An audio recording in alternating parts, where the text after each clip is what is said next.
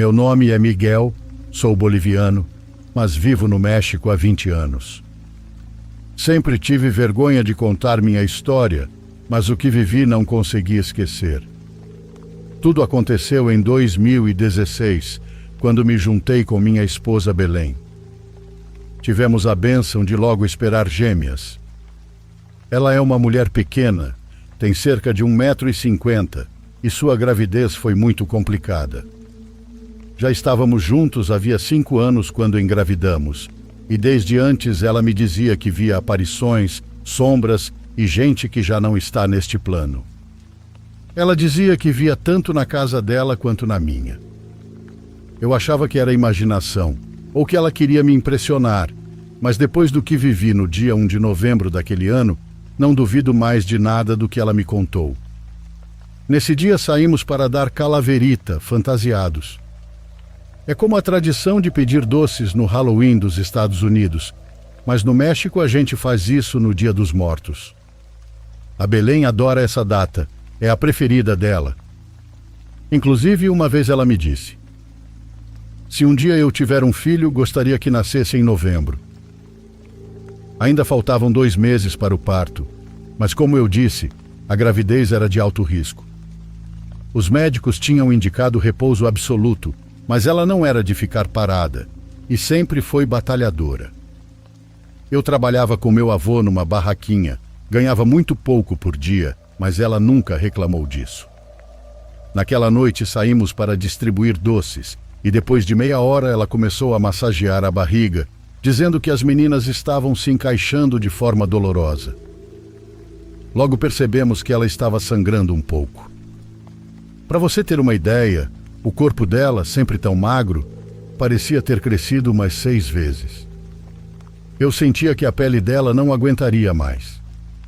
Ela tinha uma consulta marcada para o dia 3 de novembro, que era uma revisão de rotina.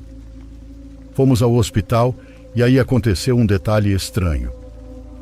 Embora ela já não trabalhasse mais, o seguro da época ainda estava ativo. A gente não entendia aquilo, mas agradeceu muito.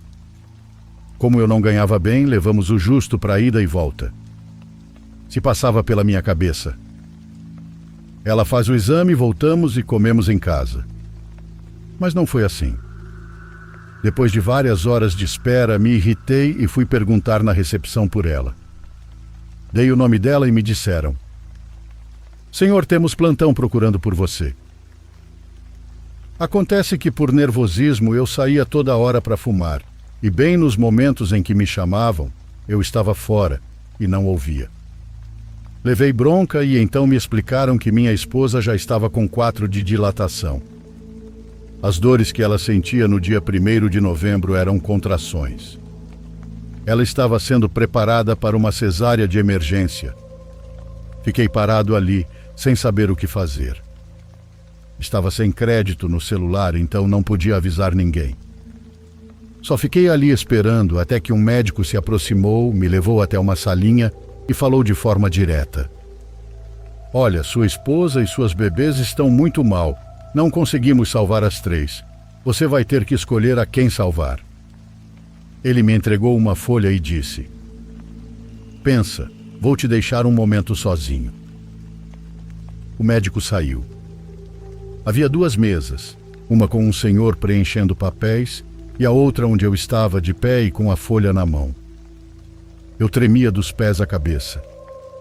Estava prestes a assinar quando ouvi o som de saltos se aproximando. Não levantei os olhos, mas a pessoa parou na minha frente e perguntou: você é o esposo da Belém? Eu respondi que sim e ela estendeu a mão. Estava quente e macia. Quando olhei, percebi que era uma mulher muito alta, branca, rosto delicado, cabelo cacheado avermelhado e olhos claros. Usava um jaleco branco e um suéter vermelho de lã. Disse seu nome, que era Itzel. E então falou: não se preocupe, não é necessário assinar nada. Acabei de terminar a cirurgia da sua esposa. Ela e as meninas estão bem. Estão muito frágeis, mas estão bem. Sua esposa perdeu muito sangue, mas ela está viva. Uma das bebês nasceu sem sinais vitais, mas depois de algumas manobras que fiz, ela reagiu. Estão na UTI, respirando. Eu não sabia se chorava, se ria ou se me ajoelhava. Só sentia gratidão. Já era noite quando minha mãe e minha avó chegaram. Contei tudo e elas insistiram para que eu fosse descansar, mas eu não queria deixá-las sozinhas. Porém, acabaram me convencendo. No dia seguinte, minha avó, que tem uma barraca de roupas, me deu um conjunto bonito para que eu levasse à médica que tinha salvado minha família. Voltei ao hospital e perguntei pela doutora Itzel. Ninguém a conhecia. Descrevi ela com todos os detalhes, mas no turno da manhã me disseram que não acreditavam que alguém assim trabalhasse ali. Me recomendaram voltar de tarde. Voltei à noite e repeti a descrição. Uma funcionária apenas me olhou estranhamente e disse: "Ai, senhor, que sorte a sua, porque essa pessoa que você viu normalmente não salva ninguém, só leva." Eu não entendi e saí muito irritado. Porém, antes de eu sair, a senhora me alcançou e falou: "Filho, eu sei que você não entendeu. Estou dizendo que aquela mulher não era uma pessoa viva, e sim um anjo. Então agradeça a Deus." No ano passado, no aniversário de 8 anos das minhas filhas, elas me perguntaram como tinham nascido. Contei a história e nunca tinha falado disso com a Belém. Quando terminei, ela me olhou e disse: "Para mim, nenhuma médica me operou. Eu ouvia vozes, via movimento, mas eram médicos e estagiários. Mas sim, eu vi uma mulher. Eu vi os saltos vermelhos.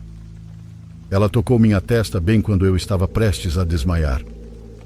Ela disse: "Não se preocupe, já está acabando." Nesse momento me entregaram uma das meninas, mas ela não respirava até que essa mulher deu um tapinha nas costas dela e ela chorou. Ninguém mais viu essa mulher, só nós dois. Pode ser que essa história pareça exagerada ou inacreditável, mas eu estive lá. Eu sei o que vi, eu sei o que vivi.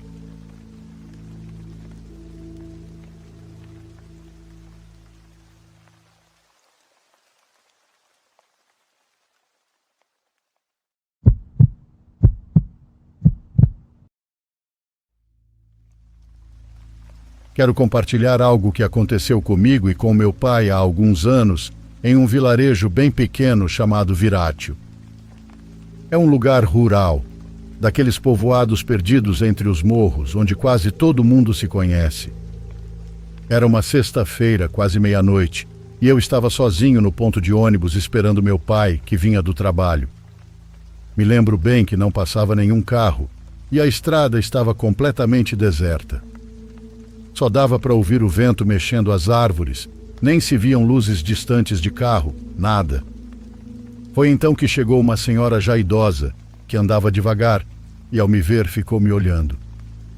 "Meu filho", ela me disse com uma voz baixinha, "você é muito novo para estar aqui, sozinho a essa hora. Aqui é um lugar muito feio." Respondi que só estava esperando meu pai, que o próximo ônibus já estava chegando. A senhora me olhou por um instante, depois foi embora sem dizer mais nada, nem sequer deu boa noite. Passaram-se uns 5 minutos e eu vi um ônibus parando em frente a mim, do outro lado da rua. Mas algo me pareceu estranho, já que ninguém desceu, exceto uma mulher. Ela usava um vestido branco muito longo, que cobria o corpo todo até os pés. Não dava para ver o rosto dela, pois usava um chale da mesma cor do vestido. Ela apenas caminhou lentamente e parou debaixo de uma árvore, bem na minha frente, do outro lado da rua. Eu não conseguia ver seu rosto, mas percebi que através do chale ela virou a cabeça na minha direção como se estivesse me olhando. Senti um calafrio. Fiquei com medo, sim, mas tentei ignorar, pois não queria me assustar à toa. Por sorte, logo vi as luzes de outro ônibus se aproximando. Dessa vez era o ônibus do meu pai, que desceu ali junto com vários outros passageiros. Quando o vi, suspirei aliviado. Seguimos para casa e no caminho contei a ele o que tinha acontecido. Mas ele não acreditou. Disse que provavelmente era alguma senhora indo visitar alguém por ali e eu preferi não insistir. Estávamos passando por uma rua deserta, já não muito longe de casa, com apenas uma luminária acesa ao fundo. Prestei atenção. Debaixo daquela luz estava uma figura que reconheci. Era a mesma senhora de branco. Parecia que estava nos olhando, esperando por nós, mas depois se virou e continuou caminhando na mesma direção que íamos. A senhora seguia à nossa frente, como se estivesse nos guiando pelo caminho. Caminhávamos atrás dela. Ela andava tão devagar que logo a alcançamos e ficamos a apenas alguns metros de distância. Mas ela fazia algo muito estranho. Senti meu corpo gelar, como se fizesse muito frio, embora não estivesse. Meu pai parou de repente, me segurou pelo braço e disse: "Não se mexa, olha os pés." Na hora eu não entendi o que ele queria dizer, mas então prestei atenção. Com o vento, o vestido se movia e foi aí que vi. Aquela senhora, aquela mulher tão próxima da gente, não estava caminhando. Ela não tinha pés. Na verdade, parecia nem ter pernas debaixo daquele vestido. Juro para vocês que se meu pai não estivesse segurando meu braço, eu teria caído. Senti as pernas falharem do nada, como se fosse desmaiar. Ficamos ali, parados, até que aquela mulher seguiu adiante na escuridão. Só então voltamos a caminhar, devagar, sem dizer uma única palavra. Fomos andando cada vez mais rápido, até que, do nada, nós dois começamos a correr até chegar em casa. Não conseguimos pregar os olhos naquela noite. Meu pai sonhou com ela a noite toda, ela parada em frente à nossa casa, como se quisesse olhar para dentro. A mesma cena repetida a noite inteira. Ele acordava assustado, voltava a dormir e sonhava com ela de novo. No dia seguinte, contamos à minha mãe e à minha avó. Elas nos olharam preocupadas. Principalmente minha avó nos ouviu com muita seriedade. Ela sabia do que se tratava. "Vocês tiveram muita sorte." Ela disse, e nos explicou que em outros vilarejos da região, essa mulher é bem conhecida. Dizem que ela sempre desce de um ônibus amarelo exatamente à meia-noite. Muitos homens já foram vistos seguindo-a até o mato e nunca mais voltaram. Os poucos que retornaram voltaram diferentes. Alguns contam que quando estão atrás dela, bem perto do topo do morro, ela levanta o vestido, se vira e mostra que está flutuando. E quando eles tentam voltar, quando se assustam e se preparam para correr morro abaixo, veem ela surgir atrás deles, com um rosto comprido e deformado, parecido com o de um cavalo. E isso é uma lenda, mas o que vi junto com meu pai, isso eu juro que é verdade. Não somos os únicos que a viram recentemente. Muitos aqui já têm medo de sair de casa ou até mesmo de espiar pela janela quando o relógio marca meia-noite.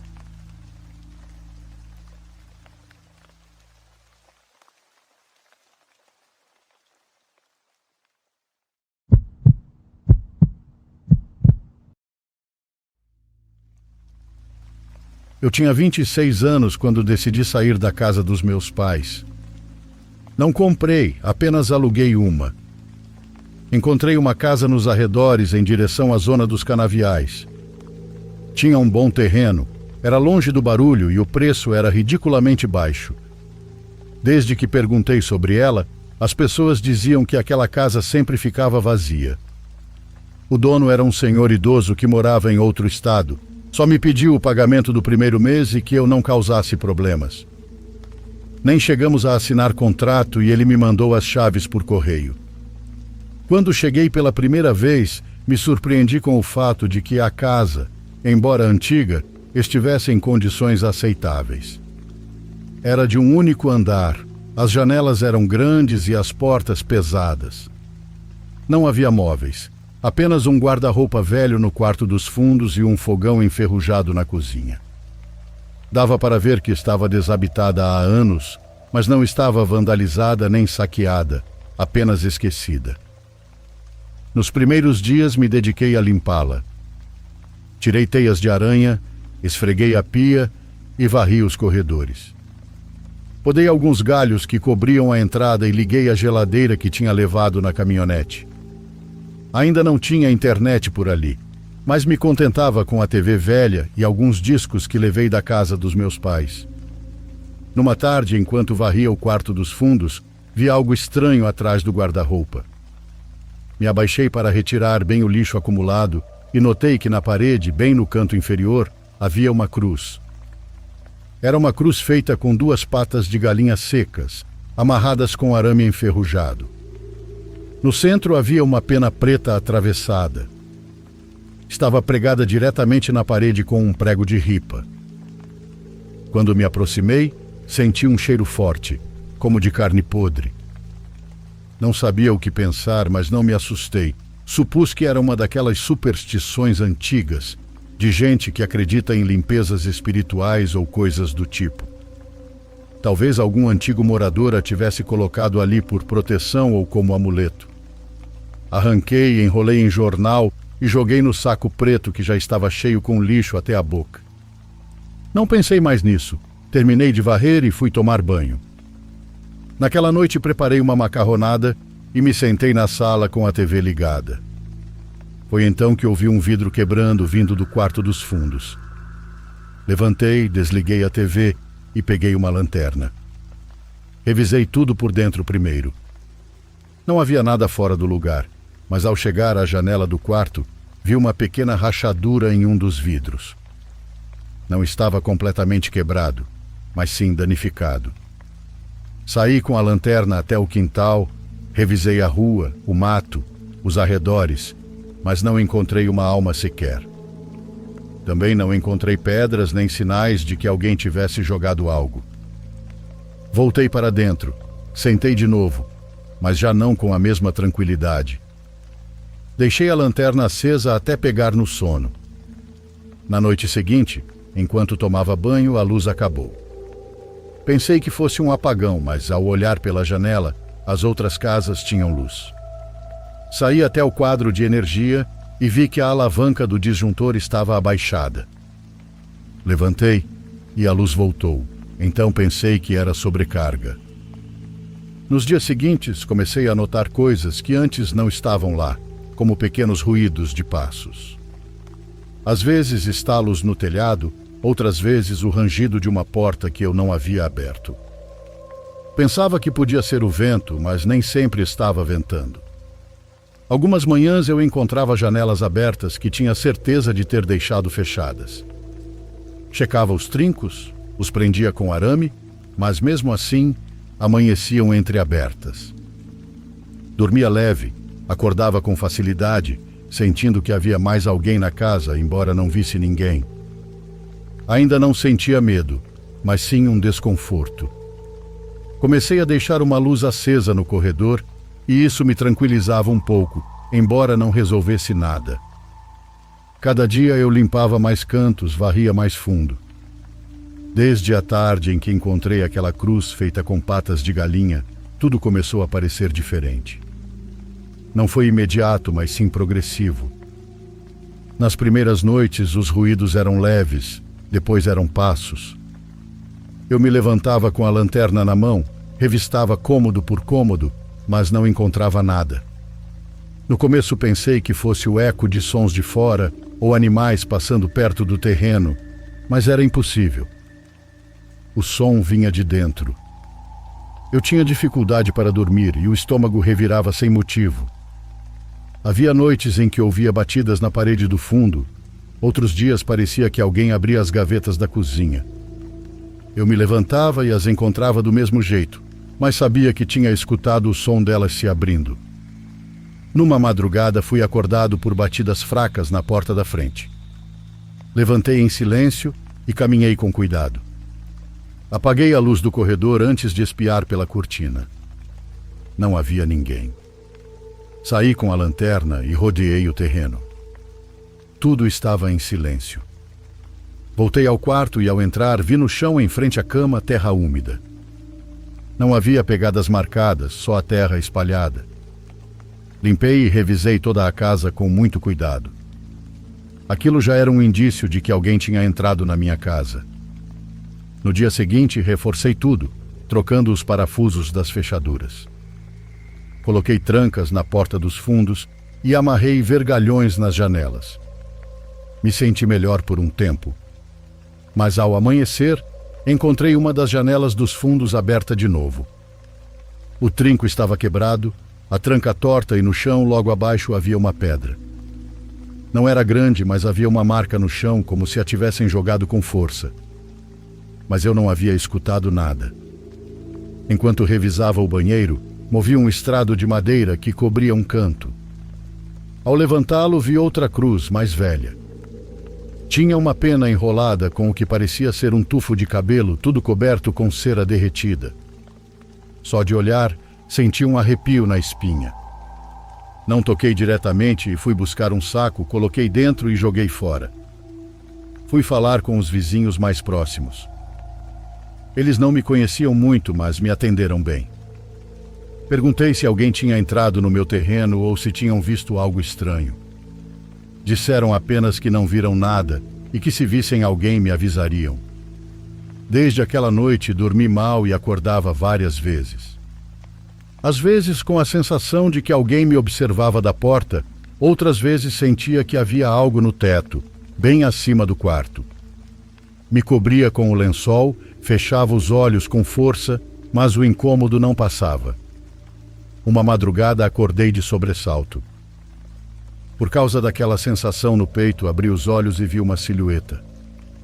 Estava agachada, bem perto da cama. Não se mexia, não conseguia distinguir o rosto, apenas a forma. Era magra ao extremo. Levantei num pulo e acendi a lanterna, mas já não havia nada. Revisei cada canto e tudo estava como sempre, mas não me acalmei até amanhecer. Fiquei sentado na cama esperando a luz do dia e, pela primeira vez, me perguntei se não estava cometendo um erro ao permanecer ali. Depois de ver aquela silhueta agachada ao lado da minha cama, já não restava dúvida de que algo não queria que eu estivesse ali. Tinha dificuldade para dormir, comia pouco e passava o dia com o estômago revirado. Uma manhã criei coragem e decidi revisar bem a casa. Havia limpado no começo, mas não a fundo. Dessa vez quis procurar em cada canto, atrás dos móveis, sob as prateleiras e entre as frestas. Na cozinha abri um armário velho que sempre esteve fechado com arame. Cortei o arame com um alicate e retirei tudo de dentro. No fundo, coberto com panos, encontrei um frasco de vidro. Não era muito grande, mas era bem pesado. Quando consegui abrir, tive que prender a respiração.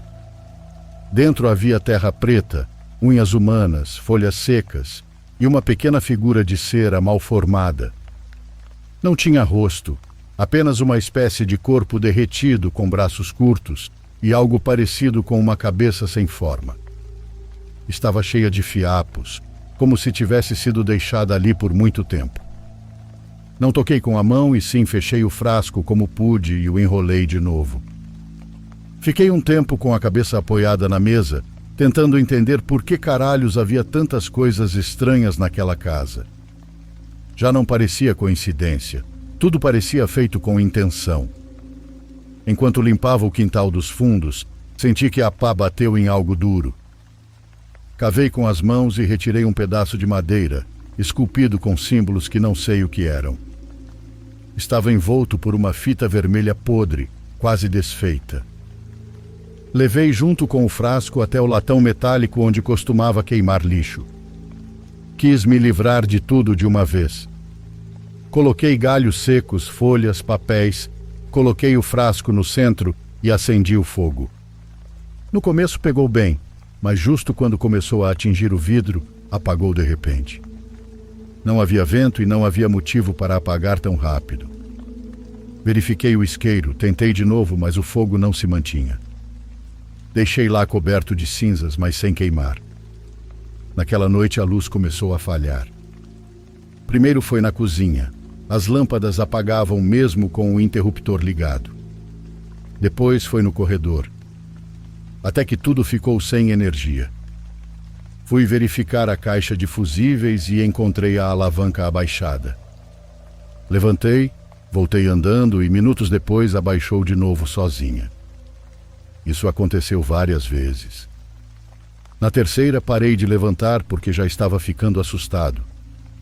Procurei umas velas que tinha guardado e comecei a usá-las para me iluminar. As noites seguintes foram mais pesadas. Eu dormia com a luminária ao lado, mas a luz nunca me fazia sentir tranquilo. Tudo parecia mais alto no escuro, os passos no telhado, as batidinhas na parede, e numa noite, justo quando eu estava prestes a adormecer, ouvi algo cair. Um baque forte, como se algo tivesse pulado do telhado para o quintal. Levantei com a luminária, saí pela porta dos fundos e verifiquei. Tudo parecia em ordem, mas ao lado da árvore que fica no canto do terreno, vi uma figura fina, feita de galhos amarrados com tiras de tecido. Tinha 2 patas de galinha amarradas dos lados e uma cabeça pequena de pano pendurada. Não se mexia, mas dava a impressão de estar me olhando. Não me aproximei mais, voltei para dentro, tranquei a porta e coloquei uma cadeira contra ela. Eu já não sabia se alguém estava atirando com a minha cara, se era algum tipo de ameaça ou se havia algo mais. Tudo que eu encontrava seguia o mesmo padrão: galhos, linha vermelha, patas de galinha e terra preta. Me cansei, então no dia seguinte fui até o centro e caminhei até a esquina onde a senhora mais velha da região vendia ervas e velas. Nunca tinha falado com ela, mas a conhecia de vista desde criança. Perguntei se ela sabia de algo sobre a casa onde eu morava. Ela me olhou e disse que ali tinha morado a que desapareceu. Pediu que eu contasse o que havia encontrado. Falei do frasco, das cruzes e da coisa que eu tinha visto na árvore. Ela me disse que aquela casa havia pertencido a uma mulher que fazia trabalhos, que o povo sabia que ela não era boa. Ajudava uns e amaldiçoava outros. Um dia tentaram expulsá-la em grupo, mas ninguém a viu ir embora. Desde então a casa ficou vazia, mas não sozinha. Disse que o que quer que ela fizesse, havia deixado enterrado ali e que ninguém durava muito tempo, porque ela ainda estava naquele terreno, cuidando do que era dela. Naquela noite voltei para casa. O que a senhora tinha me dito não saía da minha cabeça, que a mulher ainda estava lá, que não deixaria ninguém morar naquela casa. Tranquei bem as portas, coloquei trincos e me deitei com a intenção de descansar pelo menos 1 hora. Mas assim que fechei os olhos, adormeci e tive um sonho muito estranho. Estava em pé no meio do quintal, tudo escuro, exceto por uma luz avermelhada que saía de dentro da casa. À minha frente, perto da árvore, havia uma mulher magra, com o rosto sujo e os cabelos embaraçados cobrindo metade do rosto. Ela não se mexia, mas falava comigo, não com a boca, mas direto na minha cabeça. Dizia que aquela casa era dela, que eu não tinha direito de estar ali, que fosse embora, que ela ainda cuidava do seu terreno. Acordei suado, mal conseguindo respirar. Ao me levantar, parecia que minhas costelas tinham sido esmagadas. Fui até o banheiro, acendi a luz e me olhei no espelho. Havia marcas roxas, como dedos, 5 de um lado, 5 do outro, como se alguém tivesse me agarrado com força enquanto eu dormia. Lavei o rosto com água gelada, me sentei na beirada da cama e tentei me acalmar. Tudo estava em silêncio. Naquela madrugada tentei me distrair. Coloquei uma música baixinha, me sentei na sala com a luminária acesa, tentando pensar em outra coisa. Até que ouvi um estrondo, seguido do som de vidro quebrado. Levantei na hora e saí com a luminária. Na frente da casa, um dos vidros grandes da sala estava trincado. Corri para o quintal até o portão e ouvi passos apressados se afastando pela estrada de terra. Não vi ninguém, apenas a rua vazia, a luz do poste e o vento. Voltei com o coração disparado, verifiquei a porta dos fundos, fechei tudo de novo e fiquei sentado um tempo olhando para o chão. Já de madrugada, enquanto tentava cochilar no sofá, ouvi outro estrondo, dessa vez na parte de trás, como se algo pesado tivesse caído contra a parede. Fui até lá e em cima do bloco que uso como mesa havia uma cruz nova. Era igual às outras, patas de galinha, linha vermelha e dessa vez com manchas escuras. Aproximei um pouco e confirmei. Era sangue seco. Não fazia ideia de como aquilo tinha ido parar ali. Peguei com um alicate, coloquei em um saco preto, dei várias voltas e saí de madrugada rumo ao terreno baldio do outro lado do riacho. Joguei lá o mais longe que pude, sem abrir o saco. Voltei andando rápido, olhando para todos os lados. Naquele dia não fui trabalhar e fiquei trancado em casa. Comecei a pensar em ir embora.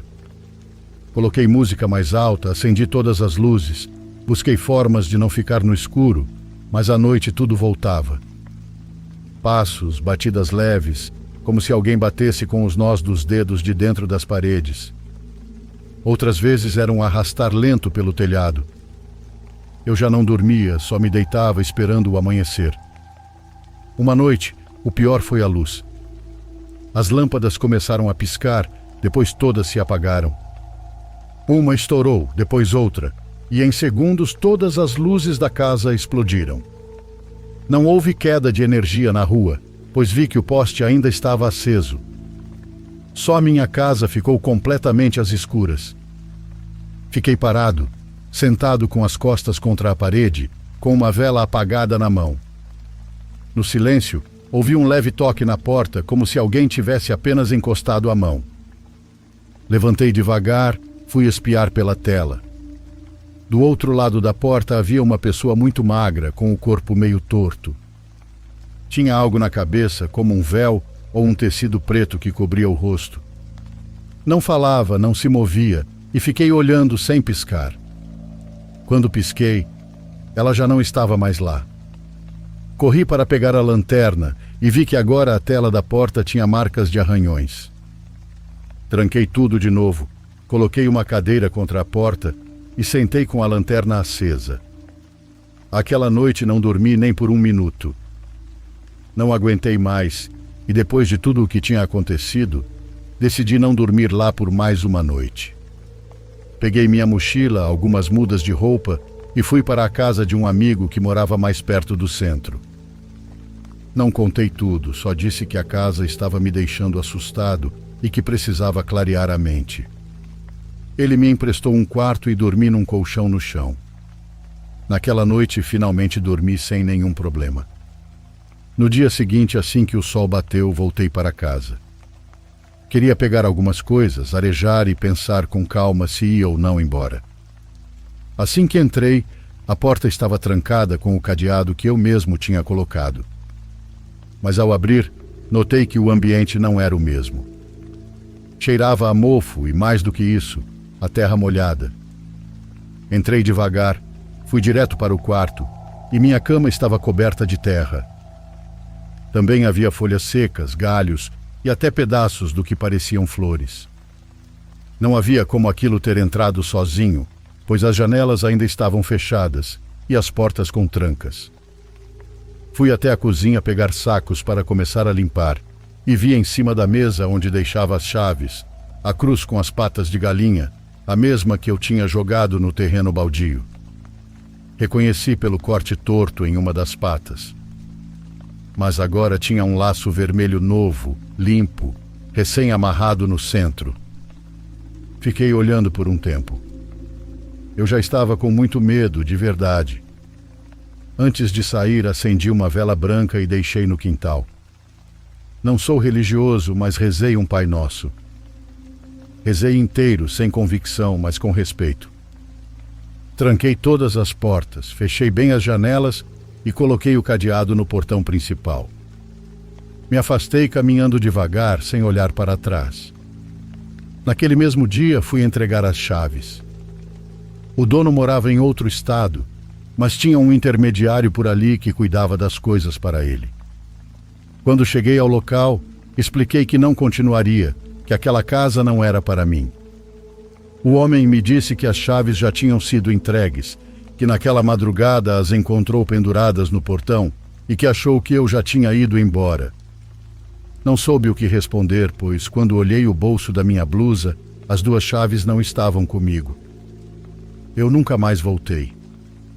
Aquela casa não está vazia, e quem entrar mais cedo ou mais tarde vai conhecer quem a habita.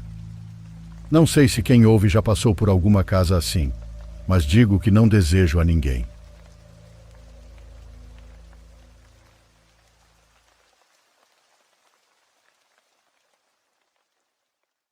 Por favor, curta e se inscreva se você estiver gostando. Agora continuamos.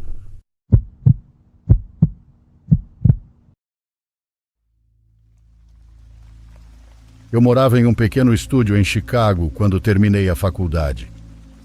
Não era nada sofisticado, apenas um cômodo no último andar de um prédio de 3 andares. Escolhi esse lugar porque o aluguel era barato e ficava perto do trabalho. Bom, e como um jovem de 23 anos com dívidas estudantis e sem nenhuma economia, eu não tinha o luxo de ser exigente. O apartamento era limpo, funcional e, mais importante, era meu.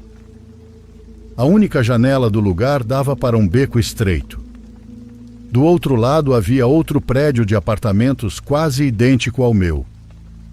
O beco era apertado, mal cabia um carro passando, e durante o dia mal entrava a luz do sol. À noite era completamente escuro. Isso nunca me incomodou muito. Na época eu trabalhava até tarde como barman no lado norte da cidade. Normalmente eu chegava em casa por volta das 3 da manhã, fazia uma refeição rápida e ficava no celular até cair no sono. Certa noite, mais ou menos um mês depois que me mudei, notei algo estranho. Eu tinha acabado de entrar, tirei os sapatos e acendi a luz do teto quando achei ter visto algo se mexer na janela do outro lado do beco. Apenas um relance. Talvez uma cortina se mexendo. Fiquei paralisado por um segundo, mas quando olhei de novo, não havia nada. A janela estava escura, então deixei para lá. Talvez eu tenha assustado alguém, ou talvez fosse apenas uma corrente de ar. Na noite seguinte aconteceu de novo. Assim que acendi as luzes, vi a cortina se mover naquela mesma janela. Dessa vez tive certeza que vi uma mão puxando a cortina levemente antes de soltá-la. O foda é que não consegui ver a pessoa por trás da cortina, pois as luzes no outro apartamento estavam apagadas. Foi só um lampejo de movimento em um vazio completamente escuro. Mas o que realmente chamou minha atenção foi o fato de eu nunca ter visto luzes acesas naquele apartamento. Sempre assumi que estava vazio. Naquela noite dormi mal. Fiquei pensando naquele sótão e naquela mão. Durante a semana seguinte comecei a prestar mais atenção. Toda noite, sem falhar, a cortina se movia segundos depois de eu acender minhas luzes. Era sutil, mas inconfundível. Sempre a mesma coisa. A cortina se abria devagar, eu via uma parte do espaço escuro por trás dela e então se fechava novamente. Comecei a fazer testes. Algumas noites deixava as luzes apagadas e sentava em silêncio perto da janela.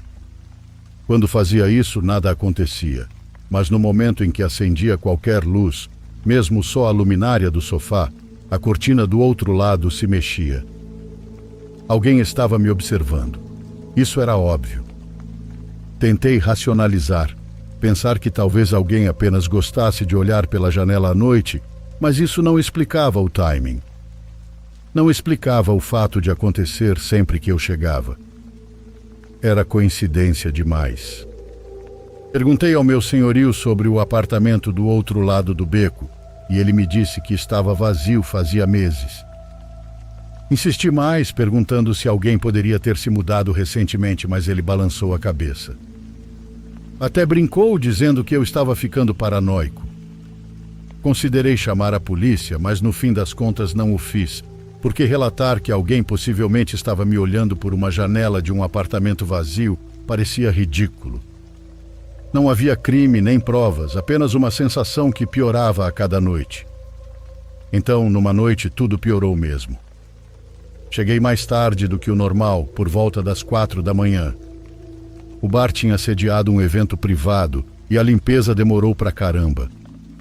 Eu estava exausto e não pensava direito. Ao chegar na porta do meu apartamento, notei algo preso no batente. Achei que fosse propaganda ou panfleto, mas quando puxei, vi que era um bilhete amassado. Estava escrito simplesmente: Oi. A caneta. Minhas pernas ficaram bambas, porque a primeira coisa em que pensei foi no apartamento do outro lado. Corri até a janela e olhei. A cortina estava fechada e não havia nenhum movimento. Liguei para minha amiga Jane em pânico. Ela morava do outro lado da cidade, mas disse para eu ir imediatamente até lá. Peguei uma mochila, coloquei algumas coisas essenciais e fui embora. No dia seguinte, confrontei novamente o senhorio.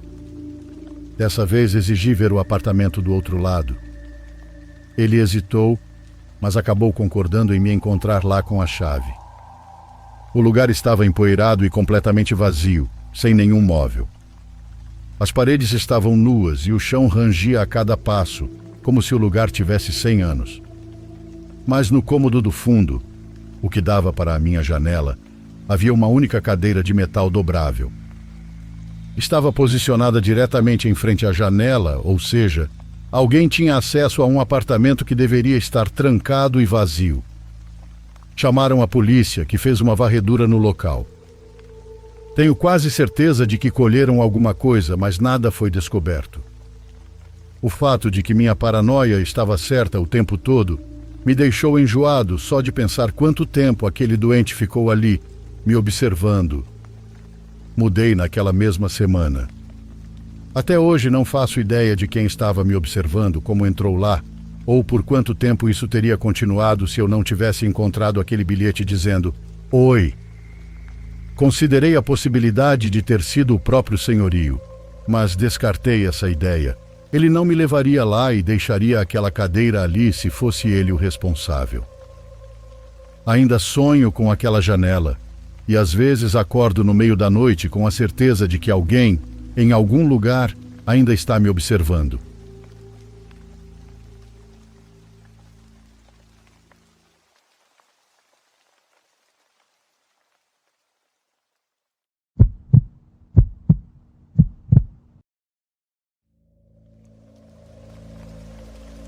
Vivo nos Estados Unidos há 25 anos, e este é o meu relato. Sempre gostei de coisas relacionadas ao meio militar. Era comum para mim comprar aqui nos Estados Unidos roupas ou objetos ligados a isso. Certa vez, em um brechó, comprei uma calça camuflada. O vendedor, que me lembro até hoje, me disse que aquela calça pertencia a um militar e que ela tinha sido usada no conflito do Afeganistão. Com esse detalhe, fiz questão de comprá-la. Dias depois, usei a calça, sem nem ao menos lavá-la. Naquela época, em 2008, eu tinha acabado de comprar um carro de 95 que adorava. Usava ele para tudo, sem problema algum. Até que um dia o carro quebrou. Eu entendo um pouco de mecânica, mas naquela tarde não consegui identificar o problema. Mais adiante, entenderão por que estou mencionando isso. Numa dessas noites, com o carro ainda quebrado, acabei dormindo no sofá. Eu morava em um apartamento no segundo andar, cuja sala tinha uma enorme janela com uma varanda que oferecia vista para o bairro ao longe. Como era uma época quente, deixei a janela aberta e adormeci. Não sei a que horas acordei, mas era madrugada. Levantei-me e, por alguma razão, olhei para fora da janela. Foi então que ao longe vi algo escuro, um ponto ou objeto que parecia estar se aproximando. Observando mais atentamente, percebi que não era apenas um, mas 2 pontos idênticos. Não exatamente pontos, mas algo grande, como vultos que não conseguia identificar. Quando se aproximaram mais, percebi que eram 2 helicópteros. O que vou contar agora pode soar estranho, mas depois fez um certo sentido. Os helicópteros não voavam de maneira convencional, pareciam flutuar. Suas hélices estavam destruídas e as aeronaves, muito danificadas, com marcas de queimaduras e impactos de balas. Fiquei paralisado observando aquilo da minha janela. De repente, de um dos helicópteros caíram cordas, 4, para ser exato. Em segundos, vi 4 homens descendo por elas. 2 pareciam afro-americanos e os outros 2 eram brancos. Os uniformes de cada um eram diferentes, mas ao olhá-los melhor percebi algo aterrorizante. Nenhum deles tinha olhos. Eles não pareciam vivos. Os uniformes estavam queimados, muito danificados, e os próprios homens pareciam incompletos.